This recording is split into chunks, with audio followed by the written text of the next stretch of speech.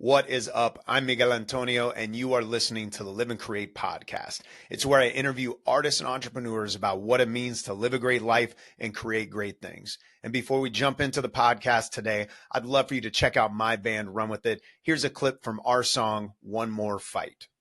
We can get free from our fear inside by staring down the night, a deeper breath and start to climb. One more step and one more fight, one more time, one more time. Open eyes and open sky.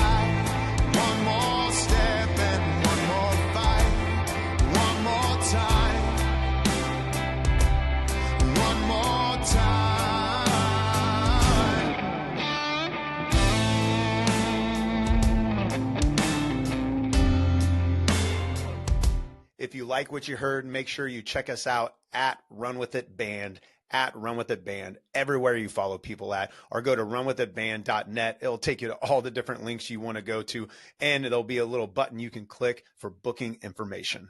Now for today's podcast. The Live and Create podcast.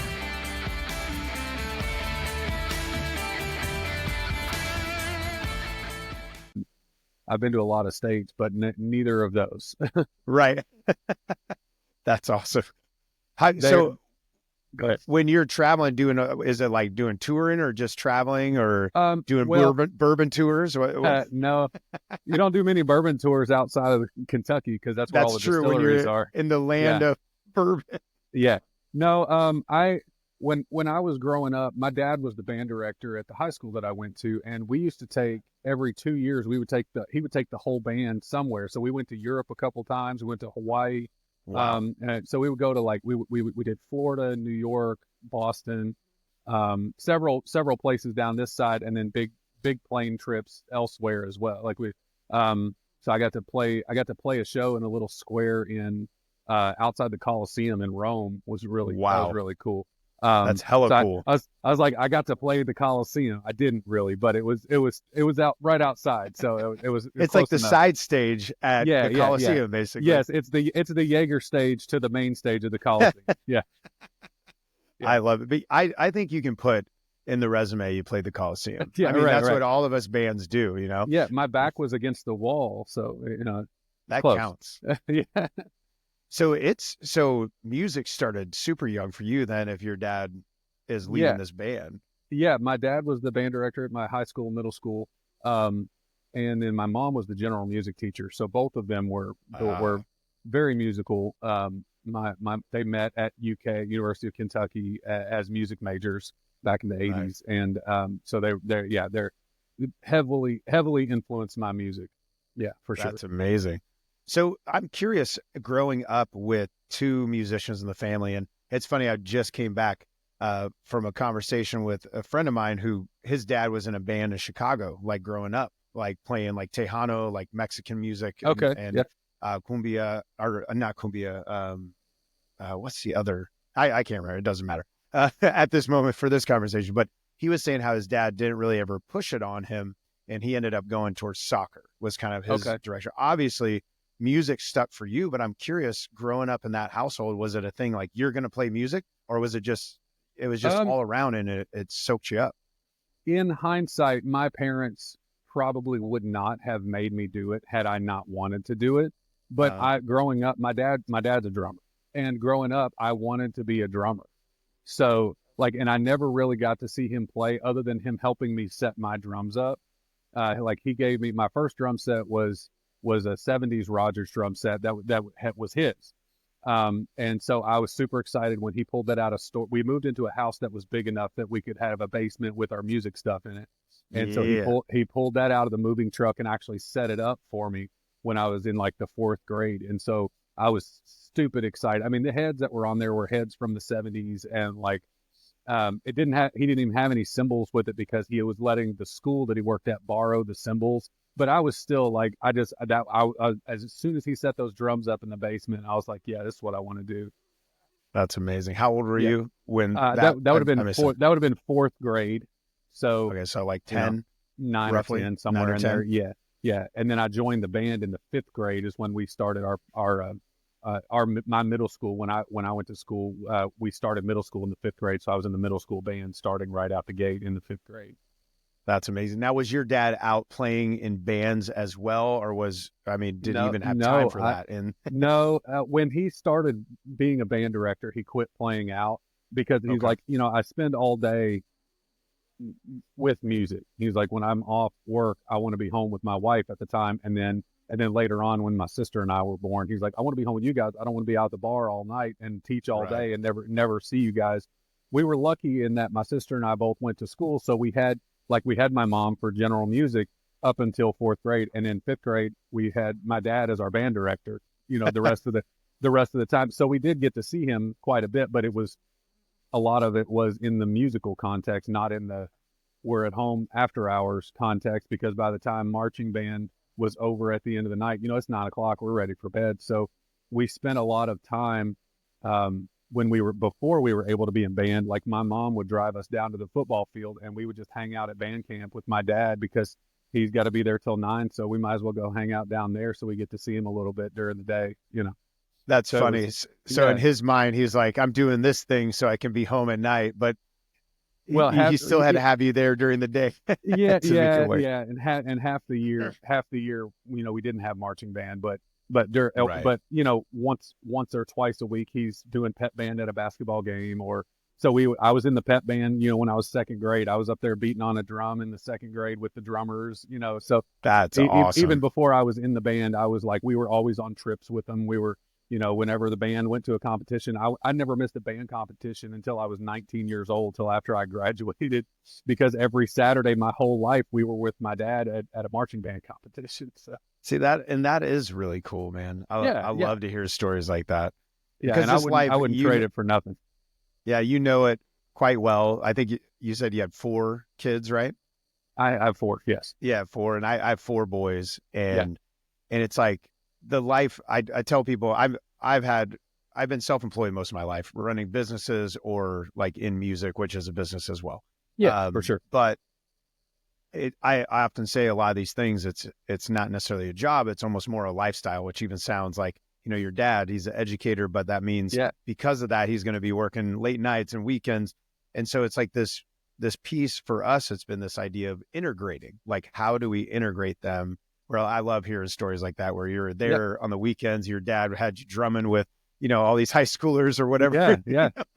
That's super fun. And when I was young, even before that, when I was very young, like the school bus, I'd be in elementary school. My mom would be teaching middle school music too. So the school bus would drop me off and I would sit in the back of her middle school general music classes until her school day was done, so that we could go home. So I got it from both sides. My dad, more so, his nights went a lot later than mom's, because the bell rings and she's generally done at school. But for my dad, it was a lot later nights. But I wouldn't trade.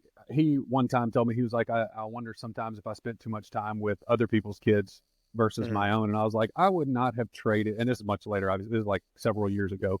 But I was like, Dad, I would not have traded my upbringing for all the money in the world, because it's a very special upbringing that a lot of people don't get to have.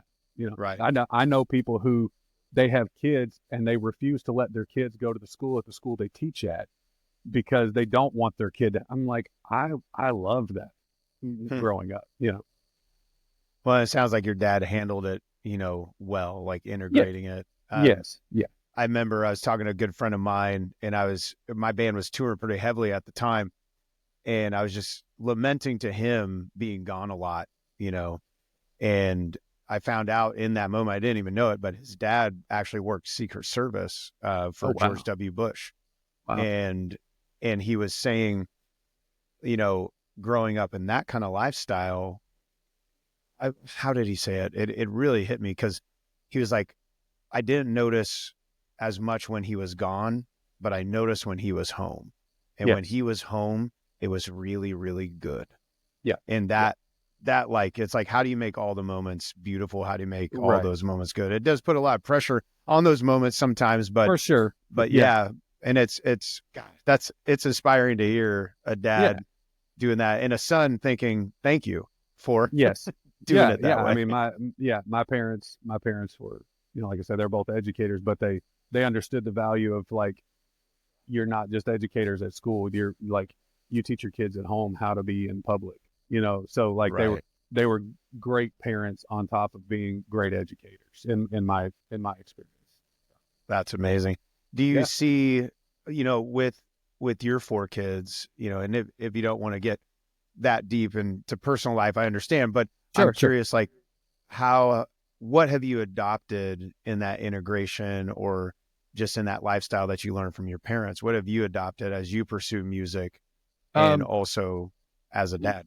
Well, so for me, I adopted I'm going to be home instead of out playing bars. I did that. I went like 6-ish years without playing a live show because I wanted to be home as much as I could. I felt bad going out because I'm like, I work during the day, so my days off and my nights at home, I don't want to come home, grab my drums and go back out. Like I literally just, I was like, I would rather be a dad.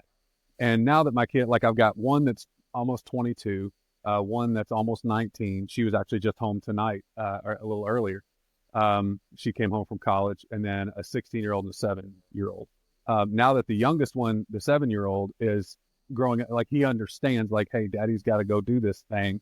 But when they're little, they don't understand that. And I didn't want him growing up when he was real little going, why is dad never home? But now he understands, and he comes out here and beats on my drums and stuff. And he knows, like, I've got a show coming up on Black Friday that, like, he knows he's not gonna be able to go to because it's at a 18+ venue. So he understands that now. But like back when he was first born, I was in a metal band, and like we played all bars. Like we didn't play any like community welcome shows or things like that.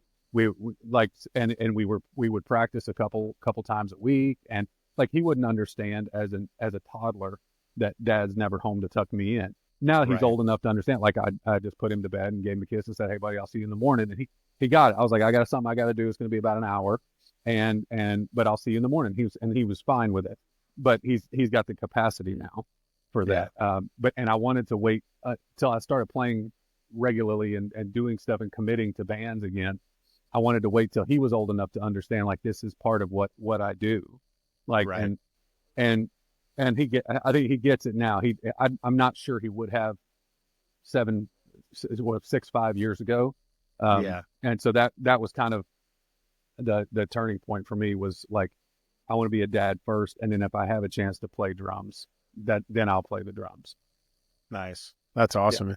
Yeah. In that interim period, were you recording for other folks, like doing anything like that? Or did you essentially take the drums and kind of put it on the back burner? Well, the drums have been in my garage since I moved into this house 7 years ago. But they've been set up. Well, minus there was about 6 months where they weren't here. They were still at the band practice house. And then once my son was born, I was like, I'm not going to have time to play the drums, because when he's asleep, I'm going to be asleep. When he's awake, I can't be out here on the drums. So, for the most part though, I mean, they've been set up out here, and I didn't stop playing by any stretch. A couple years ago, let's see. Yeah, it was like 2 years ago now. I played my first live show in a long, in a couple years. So I didn't take the full like 5-6 years off, but I played like 1 or 2 shows in that amount of time. Like a night where like my parents would keep him, so he wouldn't notice that I wasn't. Oh, we're having a sleepover at Grandma and Pops's house, and so then I could go out and do, I could go play or whatever. But no, my drums, I get like, I don't have an addictive personality as far as like ever want to do drugs or like drink a lot. Like I have to do that, but I get a tick. Like if I don't have drumsticks in my hand, or like tapping on something, or a practice pad. My wife will tell you, I've got 400 practice pads sitting around the house. Like I have to be drumming on something all the time. Right. Or I get like fidgety. It's just in you. It needs to come out. Yeah, for sure. So no, I didn't stop, but I did do a recording. I don't know if you're familiar with Haskell. He's on TikTok. I'm Chris not Haskell. familiar. He's a great I don't think dude. He so. plays music. He took a long time off recording just because he didn't feel like writing any new material, and he released an EP last year, and so I cut one of the tracks on that, and that was the first like recording thing I'd done in quite a long Nice. time. And then I have the guy I'm playing with now, Cam Clark. Cam and I had played together about 15 years ago, and Okay. he kind of came out of the woodwork and was like, "Hey man, I'm putting this band together, and you were the first guy I thought of to do these live shows." And I was like, "Yeah," and so that was the first serious big offer I'd had in a long time because I'd been out of it so long. Like Right. people quit calling you when they call you 2 or 3 times and you keep turning them down, they move on to they don't even call you anymore. But Right. Cam hadn't been performing around here. He'd been up in Detroit, and so when he came back and cut this record during COVID, he was like, "Hey, I want to put it on as a live show, and I want you to drum it." And I was like, "Yeah, let's do it." And so I've just now got back into like a regular practice routine with the band, and it's fun. I haven't done it in a long time, but it's fun. Feels good, I bet. Yeah, I remember the first rehearsal I had with him, man. Like it was in the same. He has a barn over in Bourbon County, and it was a tobacco stripping barn where they house and strip tobacco after they cut it before you sell it. And he turned this. We used to practice there, and it was just literally a room with plywood walls and a plywood floor. And so we would pack our 6-piece band into this tiny little room. Now he's converted the whole thing into like a legit studio. It's got sound panels, got speakers built in the wall, got AC in there. Now it's like so. But we sat down and we cranked out the entire album. Like I did my homework on it, so that I was ready to go when he wanted to do the first practice. And it was literally like we hadn't quit playing for 15 years together. Like it was nice. it was like bandmates all over again, minus the 20-year-old fighting that we were doing back then. Like all the dumb shit that we were want to fight about. Yeah, me and him and the guitar player, man. He and the guitar player butted heads, and I butted heads with him, and it was all because we were 20 years old and nobody knew how to manage a band professionally. Is all what it boiled down to. Like he would book a gig without asking what the pay was, and I'm like, bro, I lugged my shit up 4 flights of stairs to get up here. I gotta at least be paid in some beer money or something. You know, like, and I to be honest, back to your other question about that, I kind of got burnt out on playing out for very little to no payoff is the other thing. Like Amen. Exposure. Amen, brother. My retort is people die of exposure. Mm-hmm. You know, like they're literally like, yeah. So like you can't live on exposure, and one gig here or there once in a while wouldn't bother me, but it got to the point where like every other gig I would play, I'm like, did you not ask what the pay was before you said, Right. yeah, we'll come play for you on a Tuesday night for 12 people?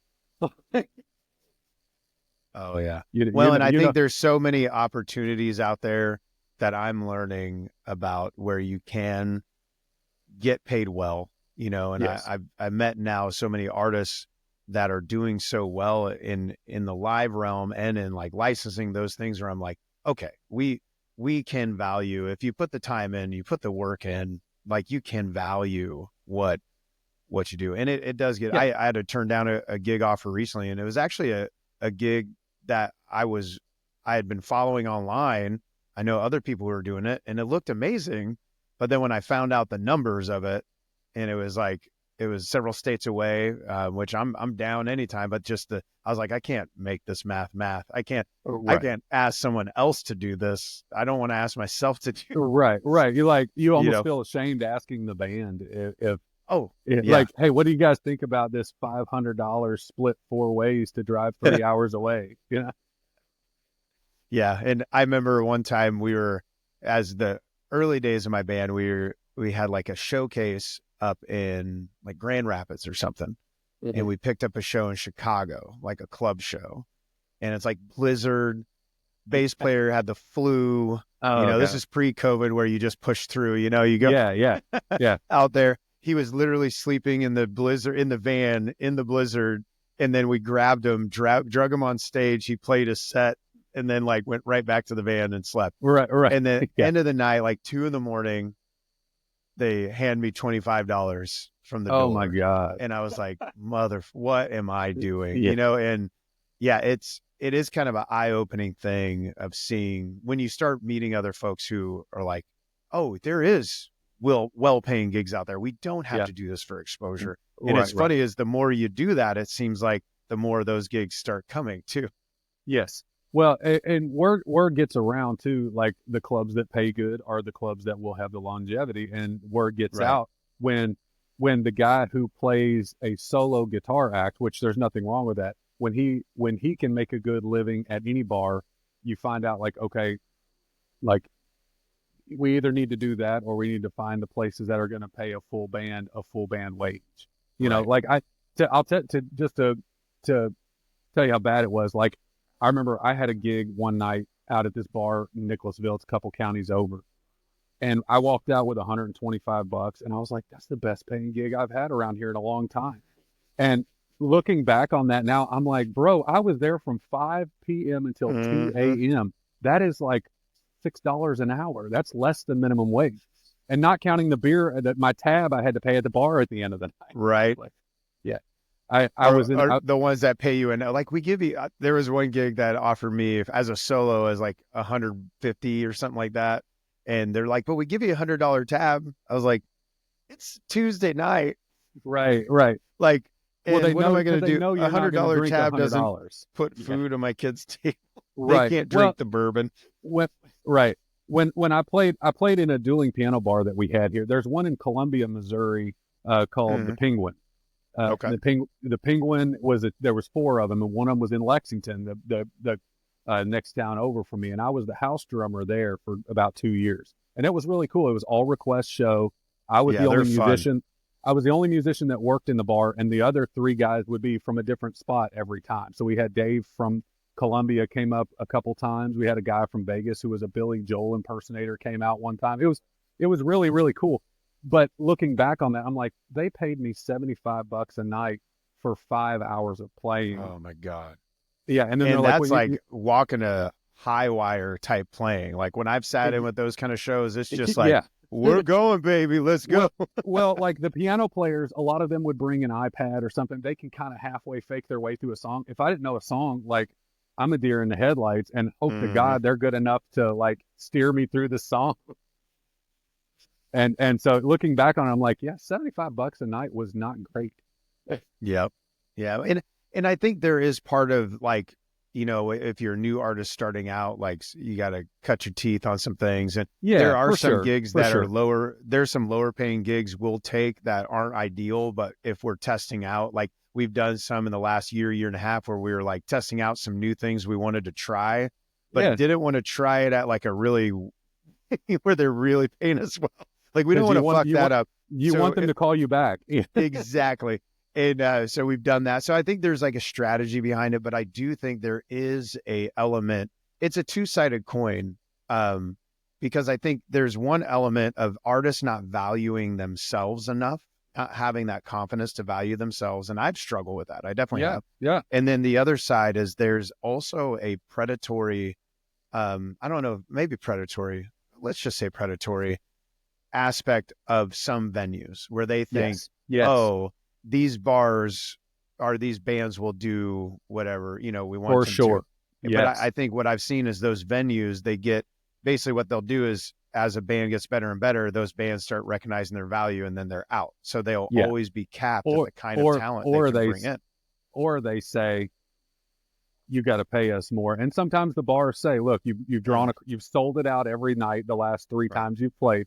They brought the value. Pay you better. Yes. Right. Like the place I'm playing, it's called the Bourbon in Lexington. They have a thing like we get a set pay, but if we sell that show out, it's double. That's because cool. they know they can That's afford a great that. deal. So yeah, if we sell it out, and it's at the packed house, if they so there's not seats, but like if it gets at capacity, they've sold it out. Yeah. And so they're like, if you sell it out, you make double. So that's more incentive for us to like, hey, bring more people because I can make twice as much money as what I'm originally planning on making for this show. Hell yeah. But it's also, you are making money, from the outside. Cause I have seen where it's like, you do the door or whatever, like where you're like, it's almost like you're gambling, especially if you're on the road. Oh my God. Yeah. Yeah. We had a gig one night where they told us we would make the door. And it turns out it was a slow night. And I'm like, but they're charging $15 a head. So I'm like, Okay. even if it's even if 30 people show up, $15 split 4 ways, that's, or if $15 times all those people split 4 Right. ways, that's going to be okay. I was like 19, 20 years old, I'm like, yeah, I'll take it. And then like 8 people show up, and 2 of them were already in the bar before they started taking the door. And then at the end of the night, we go to get paid, and the guy's like, well, the bar takes the first 100 from the door because we have to pay the bartender. For you to tell us. Right. I was telling a coworker that story earlier today. I was like, some of these bars, they're like you said, it's predatory because they know you're so hungry for a gig that a lot of these bands will take anything. And like I've seen on your Facebook or maybe it's on TikTok here where you're playing like a outdoor venue, like a community. It almost looked like at a park or something. Was that a music festival or Is that the one where we had suits on? I think so. Yeah. Yeah, that was like Blue Springs is their big festival. They have like a city festival thing. Yeah, and some of those festivals are, they'll pay well. And again, some of them are like, who wants to get on the bill with Metallica? Will you play for free if Metallica's headlining tomorrow night? Will you be on that same, and there are bands who are like, yeah, I'll play for exposure for a gig like that. Right. And I can kind of see it if you're opening for Metallica, but if you're on 4 stages over and Metallica playing tomorrow night, it's not helping. That's not helping. No, I could play in a bar and get paid in the same city and not be playing there. And you know what I'm saying? Like exactly. And the older you get, you get into like where you can make those better decisions because you realize your time, like we talked about kids and family and stuff. You can say it's not worth my time because I can play drums for free at my house. Right. Yeah, I can crack a beer or pour a glass of bourbon and come out here and play songs I didn't even write. I plug up into my computer there and I can play whatever song I want to, and I can put it out on TikTok and 10,000 people or like 35,000 people see it, and not the 8 people at the bar who don't give a shit what I'm playing anyway. And that's a huge game changer, man. The opportunities that are online and like connecting with folks. And that's where I was sitting there today trying to figure out where I first started following you and how I wonder if you just popped up in my feed or something at some point. And because I know I just feel like you've always just been there on TikTok and always just been watching what you're doing. You were one of the first accounts that wasn't a bot that followed me back. Oh, okay. It was Taylor who plays with Stephen Blanky. Taylor had done a duet or a stitch with you, and it was like your post was what inspires you, and and he had said, God, that's been a while. And he had said, you guys, musicians that are constantly going. I can't remember exactly what his answer was, but it was you guys, and I was like, oh, who is this band? Because I followed Taylor, and I was like, oh, okay, and so I followed you, and you followed me right back. But that's pretty cool. Ago. That's how long ago it was, back in the dark times.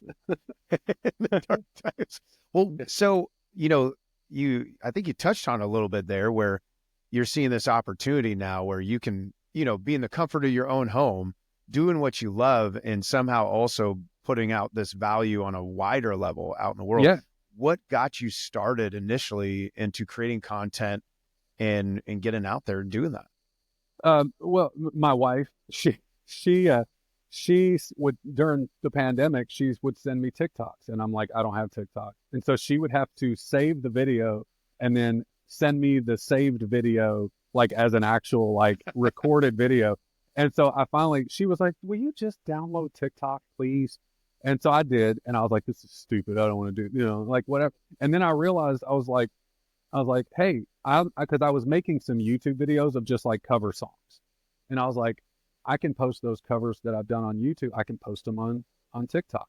And then I started posting, I posted some stuff on YouTube that was like drum lesson type things, like rudiments that you can use around the kit or things like that.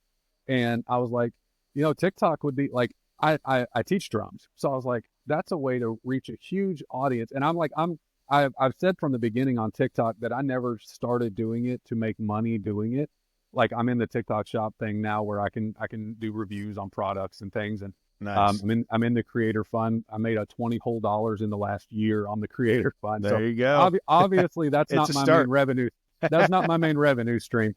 But I do it because I love to do it. I love playing drums. I love playing cover songs. Like there's so much music that influenced me. So like I had somebody comment the other day saying like your library is full of so much music that I've never even heard of. And that is just from my upbringing, like different music coming from every, I made a video response to him earlier today talking about this, or yesterday it was, like music, different types of music from my whole life. I'll find a song that's a class, a Beethoven or Mozart song that goes on the playlist. I find a song from you guys, goes on the playlist. I find a song from, whoever, a random TikToker that I don't follow, but I'm like, hey, that's cool. I'll go look that up and I'll add it to my playlist. And so all of that, I like learning those songs and then playing them. And sometimes I'll go into a song blind. Like one of my new favorite things to do, it's a challenge, is I'll turn on a drumless track on YouTube. And I just come up with the drums like on the spot. That's and so fun. Sometimes they don't work out. It's like solving a puzzle and I don't have all the pieces. And other times they turn out great. And the ones that turn out mostly good or great are the ones that I post. I don't post them all. But that's fair. Long story longer, I do it because I like to do it. That's what got me into doing it. It's something I made the first couple videos and was like, yeah, I enjoy setting up the camera and plugging in and playing and like it got me my gig with Haskell. Like I told you, the recording gig, I literally didn't have to leave my house and I did a recording session with him. Yet another great opportunity that the internet's given us now. Yes. I see that more and more now. Yeah. And I don't have like the fanciest setup, but it worked for the type of, he wanted like a very gritty, dirty, like made at home sound because he recorded all of his stuff at home too. So he was like, as few mics as you want to use and as sloppy as you want to play it, as long as it's with the click, you're good. And so it turned out like, perfect. Son of a bitch, I'm in. You got it. Yeah. And I did it in one take. I was like, he asked me what my rate was and I told him, he's like, well, I'll pay you for 2 hours. And I was like, bro, I'll nail it on the first take. Like, I love this song already. I promise you don't have to pay me. He was like, no, I'll pay you for 2 hours. Nice. But I did it once. It's like 5 minutes worth of work. And now I'm on his record forever. That's amazing though. It's really cool. Yeah. That's cool that it started with you being annoyed that you had to get TikTok. Yeah. And now you're on it and now you got followers and now you're updating people. Well, and one thing I see a lot of creators do, and I wish they wouldn't, because you said this about the followers and your updating stuff. I have never once, I don't think, apologized for like, sorry for the lack of content. Like, I'm not sorry that I was living my life not in a phone,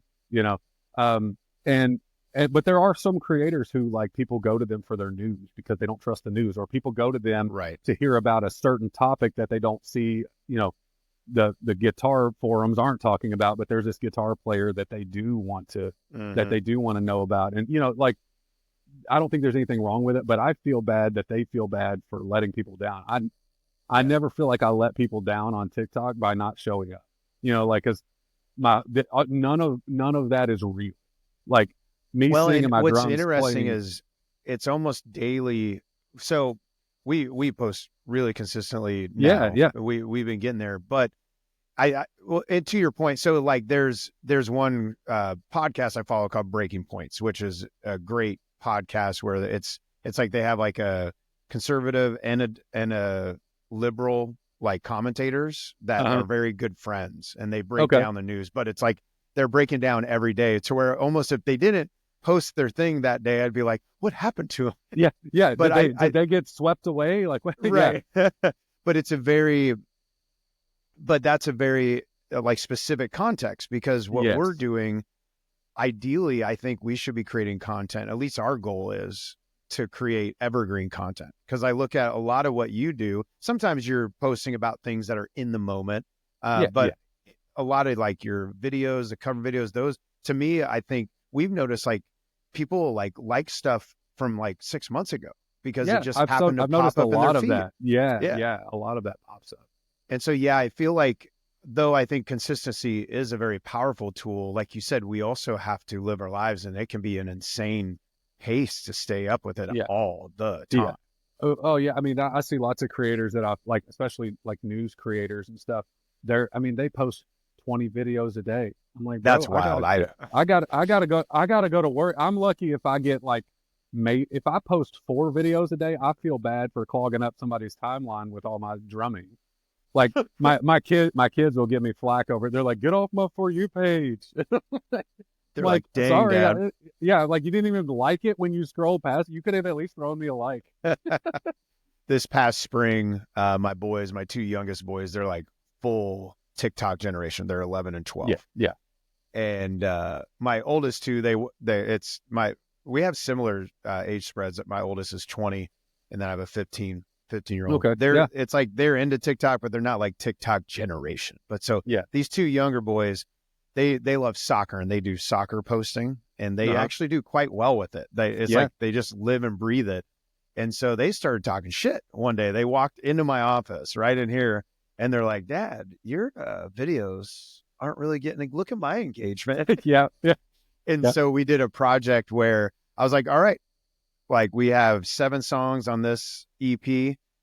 You guys are going to tell me what we're going to shoot, what we're going to do. And so they did it. Like, and we ended up we've used three or 4 from that video shoot. Some of them didn't turn out. But we've actually used 3 or 4, and 2 of them I think have performed quite well from what we did. And I'm like, that's real. It was kind of a fun thing, but they just kind of live and breathe it, you know? Yeah. It's wild. I get that sometimes too.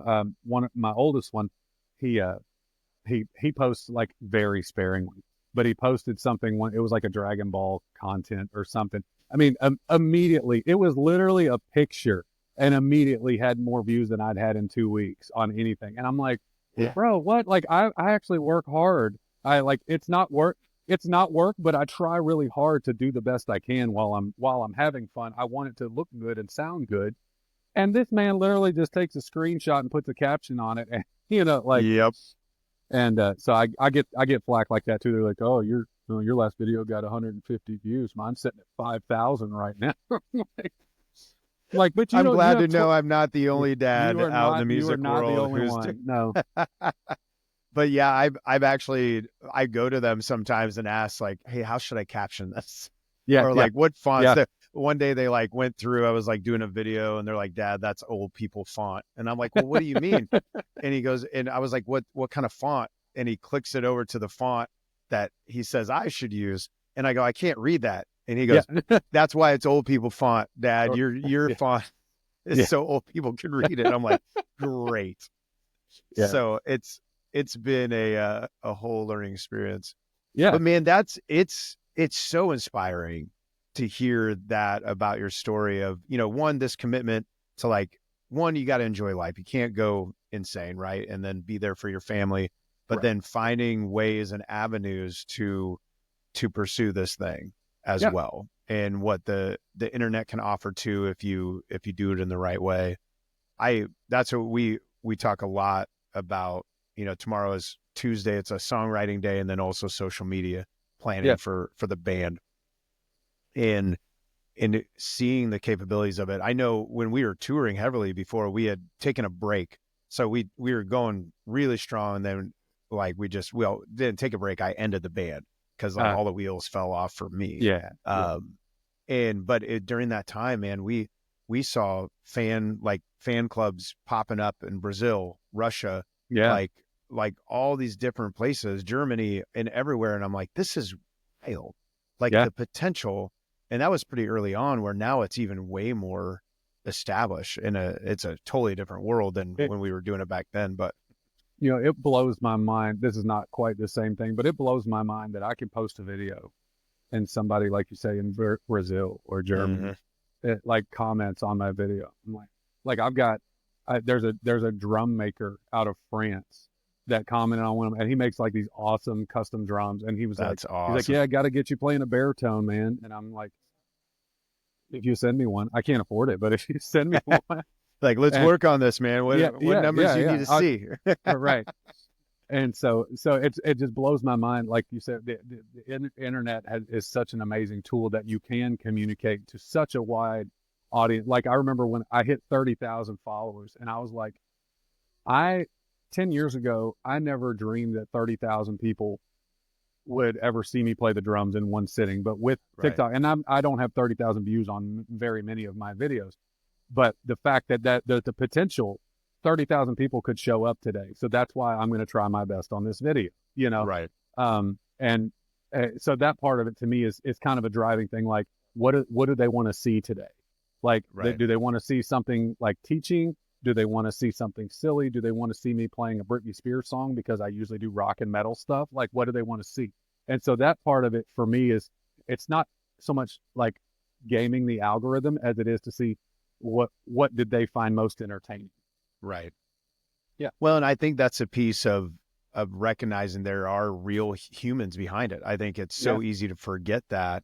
Jeremy Nathan is a great singer-songwriter. He was on the podcast a few months ago, and he actually works on his day job is he's part of the Wendy's Twitter like marketing team. Like, wow.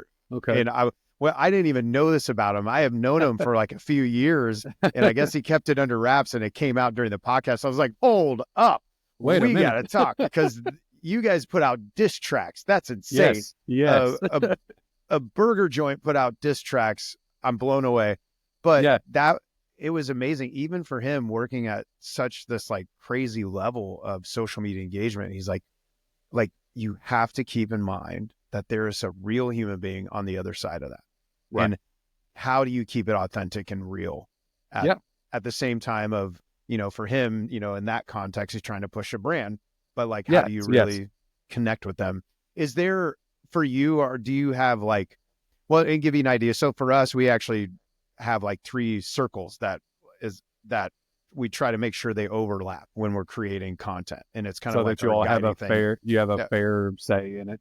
Yeah. Well, in a sense of like our values and how it's connecting with the audience as well. So making sure we're communicating who we are authentically as a band, making sure we're trying to accomplish the goals we have as well, but then making sure it's also connecting and taking in mind the audience and how they're going to receive it. So sure. But I'm curious, do you have like some, like, you know, bullet points, like this is what I'm thinking of, or is it simply for you, like walking up and like, okay, this is what worked, but what do I think they want to see today? Not all the time. If I do a TikTok live, like I try to do songs, like I'll pick songs that like a My Chemical Romance song, like people my age love My Chemical Romance, even if you weren't a fan growing up. Now it's like, it's our classic rock, you know? So, so it's like, you hear Black Parade, we just want to sing it and start crying, you know? I think it was 12 years, not 12 years now, but today is the actual anniversary of the Black Parade. It's funny you mentioned Black Parade. Yeah. This is the release date. But I'll pick songs like that, or like before Halloween, I did a live, and I was like, I'm going to do like spooky stuff. So sometimes I'll theme it in a way that like, hey, I'm doing a spooky set list today, and if you have any spooky songs you want to put out, I'll see if I can drum along to them in the live. I don't do as much of the live as I would like to, but sometimes I just have 30 minutes. I don't want to fool with setting up the live and doing all that. Sometimes I just want to come out here and just play. And other times I'll see something else that another creator puts out, and I'm like, oh, I could put my spin on that. Like how one person did a certain, like the overshot, like, oh, he seems to get a lot. He's got this shot of his whole drum set this way. Maybe I'll try. So there are influences from other creators in things that I think might work or might help. But by and large, most of the time it's what I'm feeling at the time. And then there is a mixture of like, oh, I've already done this cover 3 times, so I'm not gonna post that one again today, because I do repeat a lot, because I've got a library of music and I just shuffle it, and sometimes it comes up with the same song, sometimes it doesn't. So yes and no to answer your question. Sometimes there's forethought like that, and sometimes it's just off the cuff, whatever I'm feeling like drumming today, or whatever I'm feeling like creating. I did when I first started doing TikToks. They were actually, a lot of them were sculptures that I had made, and I would do like progress video. I would do fast motion progress videos of making ceramic sculpture. Yeah, and that's kind of actually when I first started, and then I started adding the drums into that. That's awesome, man. And then and we barely have touched on that. You as a visual artist as well. Did that start early on? Yeah, my one of my earliest memories was my grandmother bought me this just gigantic roll of paper, and it was on a spool like a paper towel roller. And I would just spread it out in my parents' living room and just sit and just draw and doodle. And then if I thought something was really cool, we'd tear that off, hang it on the fridge, and I'd pull out another spool of paper. And like I vividly remember laying in the living room, which the only reason we were ever really in there is to play my mom's piano. Other than that, we didn't really hang out in there because it was more of a dining room. We just didn't have a dining room table in it, but it was like I guess you call it a parlor in some Right. houses. They have the piano and a sofa and stuff, but you don't really your kids aren't allowed to hang out in there, kind of thing. Yeah, I know. I know the vibe you're talking about. Yeah, I'm with you. But I would lay in because we had a hearth, and so there was like a stone floor, and so the paper sat really well on that versus doing it on the carpet anywhere else. The hearth was really flat, and so from a really really young age, I started doing visual art, and my grandmother owned a craft store, and she's an artist. She's a painter. She's very good at drawing and stuff. So I actually ended up I went to UK as a printmaking artist. Is what I did, woodcut printmaking. I was gonna go for music, and then literally like the beginning of my senior year, I had a breakdown, and I told my dad, I was like, Dad, I don't think I can do music in school. And he was like, and he was like, buddy, I just want you to be happy doing whatever. And he was like, I don't care what you do as long as you're doing something that you enjoy. And I was like, my biggest fear was I was going to do music as my schooling, and I was going to have to do a lot of music stuff that I didn't want to do, and it was going to make me begrudge the thing I loved most in the whole world at that point. Right. And now I love my kids and my wife most in the whole world. Music is a close second to them, but at the time, that was the most important thing, was sitting down playing the drums, having, I didn't want to ruin that for myself by making that the thing I had to do all day, every day, or I got a bad grade on it. Yeah. They're like, yeah, but you wanted me to play this thing that sucks. So yeah, right, of course I got a bad. Right. I didn't want to play the marimba for 10 hours straight last night practicing. So I didn't practice it. Yeah. I was worried about it. So I ended up going to school. I actually started as a physical therapy major, and that lasted 1.5 semesters, and that was out. I could not math the math or science the science required for that. So I switched it to art because I loved making art, and I was like, I could do this, and it's something I could tangibly see my progress doing it. With music, you sit down, you could do a take of a recording 30 times perfectly, and as soon as you hit record, it all goes out the window. With the art, you can make something, and it's like maybe not the result you wanted, but you could see yourself getting better every time you try something like that. Right. And so the visual art for me, really, I like doing visual art for that reason, because it's something start to finish. I can watch the whole process outside of my brain.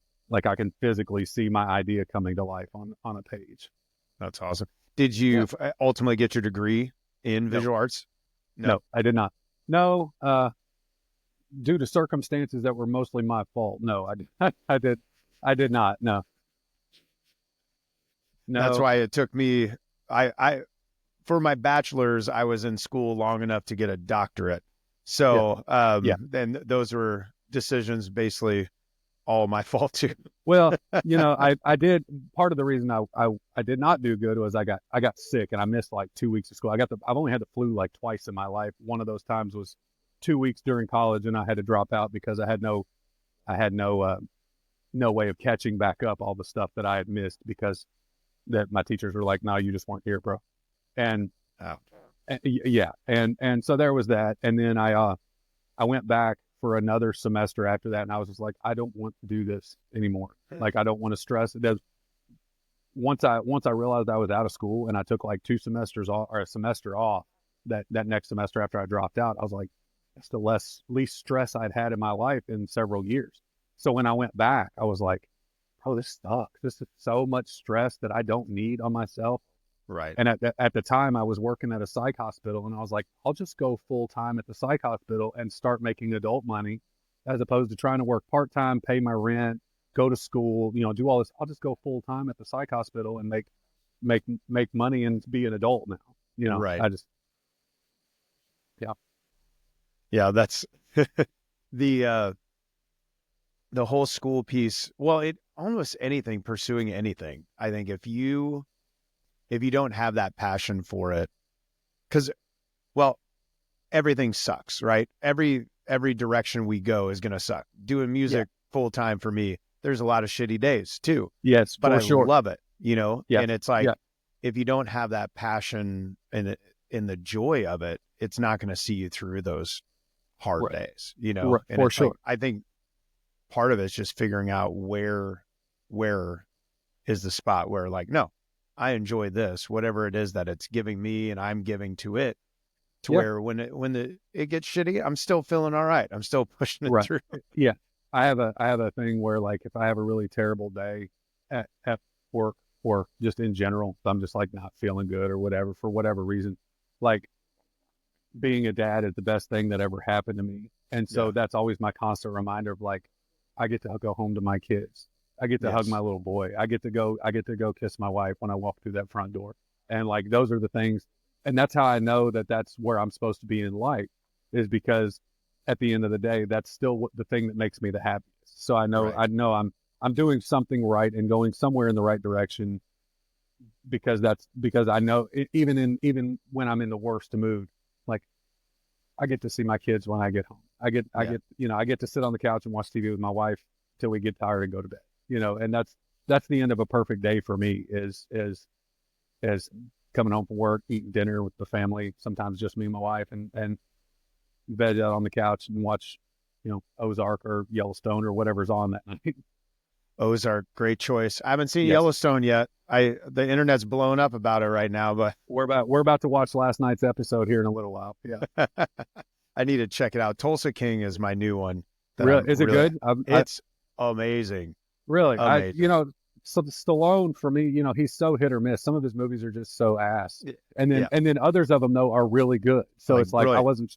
I wasn't sure about Tulsa King, but I'll have to check it out since you Yeah, I was recommended it. skeptical, and I was watching it. I think, isn't it there's someone from Yellowstone that is, It's Taylor Sheridan. He's the director of Yellowstone. Yeah. yeah, and he's connected to Tulsa King, right? Yeah. I think Okay. he's the writer or the director or something. Yes, or producer on it maybe, or something. Yeah, so after, as much as I've liked Tulsa King, I'm like, after this season ends, I think I might start, even though everyone's up in arms right now about Yellowstone. Uh, I love coming into series late often. I didn't watch Game of Thrones until it was completely done, and everyone was angry. I started it in like season 4, I think. I caught up, and then when season 4 premiered, and then had to wait a year. Well, whatever season it was before the last season. So was it 6 or 7 or what? Anyway, I got into that way late. Same thing. So Yeah. I had like a year to catch up because I knew the new season was coming out. So my wife and I binged all of it up until that point, and then we were ready to go when that next season dropped. That's awesome, man. Yeah. Well, diving into the last 2 questions of the Sure. podcast, and it's based around the podcast, like, theme in general, and you've hit these topics a lot, but I'm curious how they come together to more of a point for you. So right Yeah. now in your life, how would you describe living a great life? Kind of like what I said, being happy in what you're doing, like, no matter what that thing is. Like when my dad told me, whatever it is that you do, I just want you to be happy. And I think at the end of the day, if you're happy and you're doing something constructive with your life, and you have joy, you take joy in what you're doing. I think that whatever you're doing that builds on your life, or that has made your life, if it brings you joy, that's a great life. That's awesome. Like if you derive joy and happiness out of the things that you're doing on a regular basis, then you're living a good life. Because there's a lot of people who just go through life absolutely miserable, no matter how good things could be for them. They don't find joy in those things. So it's like, what are you doing? Right. I just had someone share with me yesterday where they had been carrying anger for so long, and they finally, they just like hit this point where they're like, dude, why are you so damn angry? Like, it was like, it was this huge revelation for them where they were just and it's like helped them zoom out and see, like, the beautiful things around them. Cause and it was interesting just hearing their perspective, because I've had seasons like that where just for honestly a year to 2 years, just harboring anger and, or, discontentment, all these things. Yeah. And it's like, man, it colors everything. It just makes It everything does. so dark. It And does. yeah, finding that joy, finding that happiness. Yes, for sure. It's just finding the good things. Yeah. Like at my work, there's a picture on the wall, and it's a rainbow that just happened to form right over top of where I work. And there's a little saying on it that says, when it rains, look for rainbows. Nice. It's like, it's a really cool picture that one of us just snapped as we're walking into work, and we framed it and put it on the wall. But like there, even in the really terrible stuff, most of us have something that is still like going to bring you joy. Yeah. Yeah. Recently I was talking to my boys where I'm constantly asking, where are the opportunities in this, when hard things come up, like I know you've shared a little bit about it. Like even as we were processing the election and those kind of things, it's like, okay, so let's talk about where are the opportunities, where, like you said, where are the, where are the rainbows? I didn't use that language, but like, where are some things that we can find hope and opportunity in this? That's awesome. For the last question, right now, how would you define creating great things? How would I define creating great things? Well, I think great, there is a gray area that is great, because everybody, like, you think your music is great, somebody else might think your music is not. Right. But what you're doing is making you happy in the thing that you're creating. There's some art that I'm like, did somebody just like blow their nose on a canvas and sell it for $10 million? But that artist found pleasure in making that thing, and they put their heart and soul into that thing. And so great is subjective, So for me, it kind of winds back to the other, like, if you put your heart and soul into something, and you are pushing yourself to be creative when you do it, and you're authentic and true about it, then to me, that's great art. Like anybody who's not into the art, that, like, say you got somebody who gets paid, somebody says, hey, draw me a picture of my daughter. I want to give it to her as a birthday present. I've had somebody do that. I'm like, it didn't turn out as my best art because I didn't know the daughter, and I did it for the paycheck. They paid me good.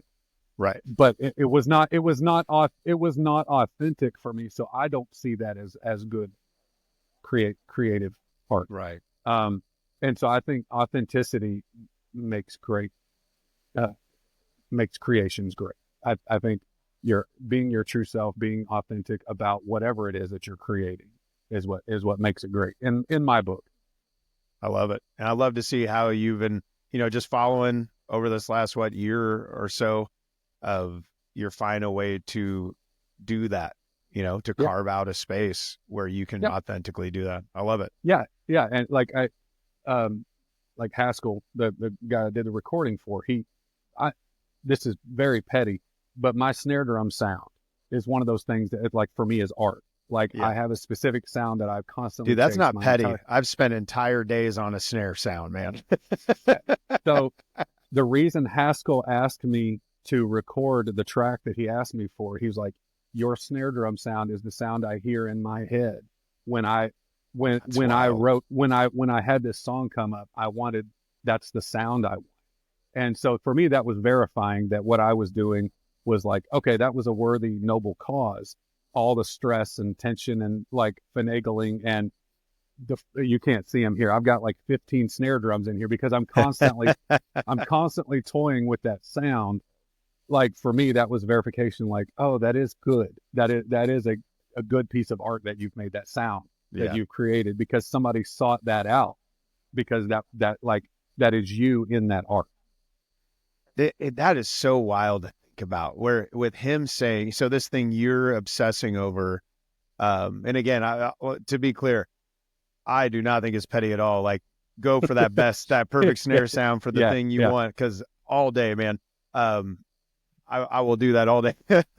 But I think it's fascinating that in his brain, that's what he heard. And so like, as we go down these sometimes which feel like rabbit trails as artists, to realize like, one, that's helping us like fulfill our potential and fulfill the path that we're on.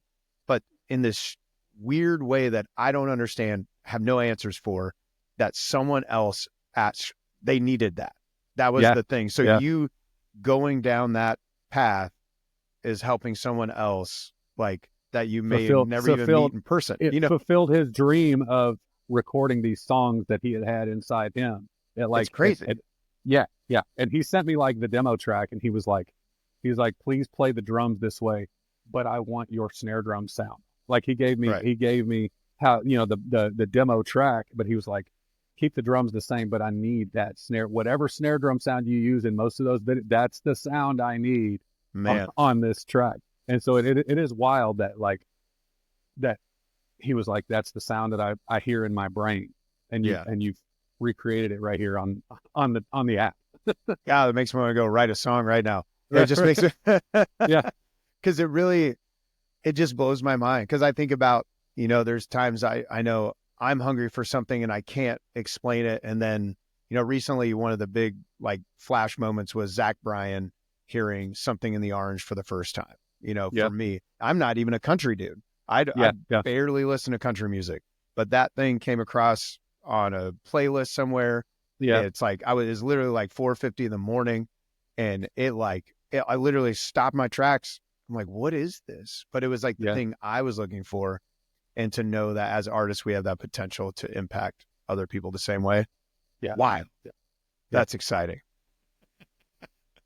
I love it. Well, let people know how they can follow you and connect with you and give you suggestions for drum covers and all this. It's Andy Ross Drums here we're Andy Ross Drums on TikTok, Andy Ross Drums on Instagram, Andy Ross Drums on Facebook as well. I recently deleted my X account for reasons I won't go into here.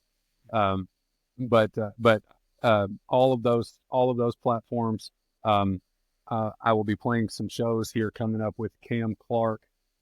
His handle is Cam Clark is here. So if you want to see, maybe, I don't know if he's going to have live footage that he's posting to his socials as well, but you might see some live clips of me popping up in those places as well. Nice. That's awesome. Well, dude, thanks for making the time. I appreciate it. Yeah, man. Yeah, it was fun. Thank you so much for having me. Thank you for listening to the Live and Create podcast. If you like what you heard, make sure you subscribe and leave a comment or a review. The Live and Create podcast.